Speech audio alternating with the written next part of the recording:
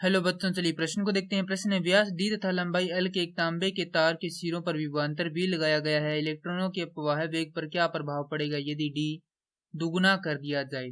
जहां पर डी क्या है, डी यहाँ पर व्यास है। तो प्रश्न को आगे हल करें उससे पहले जो प्रश्न की मुख्य अवधारणा है उस पर विचार करते हैं।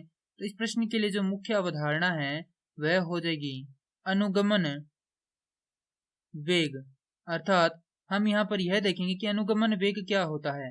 तो विद्युत क्षेत्र के प्रभाव में या विद्युत क्षेत्र के प्रभाव से किसी चालक में इलेक्ट्रॉन जिस औसत वेग से गति करते हैं उसे अनुगमन वेग कहते हैं।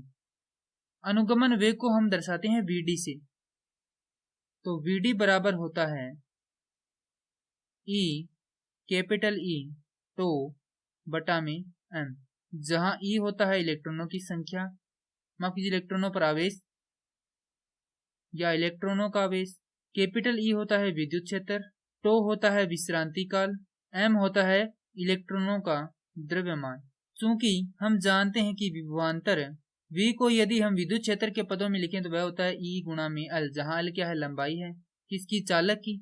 और यहाँ पर हम देखें चालक क्या है, तार है, तो यहाँ पर L क्या होगी, तार की लंबाई होगी। अब प्रश्न में है कि व्यास D तथा लंबाई L के तांबे के तार के सिरों पर विभवांतर V लगाया गया है। तो इलेक्ट्रॉनों के वह वेग पर क्या प्रभाव पड़ेगा यदि हम व्यास को दुगुना कर दें। तो जैसा कि हम जानते हैं कि व्यास D बराबर होता है 2r, अर्थात r क्या होती है, यहाँ पर त्रिज्या होती है। तो Vd बराबर हम देखें तो Vd बराबर यदि हम यहाँ पर E का मान रखें तो E बराबर क्या होगा, V बटे L होगा।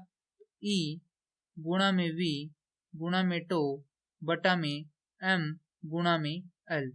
तो यदि हम देखें तो यहाँ पर जो Vd है वह किस पर निर्भर नहीं करता है, त्रिज्या पर निर्भर नहीं करता। तो यहाँ पर लिखेंगे Vd त्रिज्या पर निर्भर नहीं करता, अतः व्यास पर भी निर्भर नहीं करेगा, यह अपरिवर्तित रहेगा। अर्थात यदि हम व्यास को दुगुना कर दें चाहे आधा कर दें तो उससे यहाँ पर जो हमारा अपवाह वेग है या अनुगमन वेग है वह क्या है, परिवर्तित नहीं होगा, वह अपरिवर्तित रहेगा, उस पर कोई प्रभाव नहीं पड़ेगा। और ये क्या पूछा गया था, हमें प्रश्न में पूछा गया था। तो इसका उत्तर है कि यह जो Vd है अर्थात अपवाह वेग है वह किस पर निर्भर नहीं करता है, व्यास पर निर्भर नहीं करता है, तो यह परिवर्तित रहेगा। मैं आशा करता हूँ कि यह प्रश्न आपको समझ में आया होगा। धन्यवाद।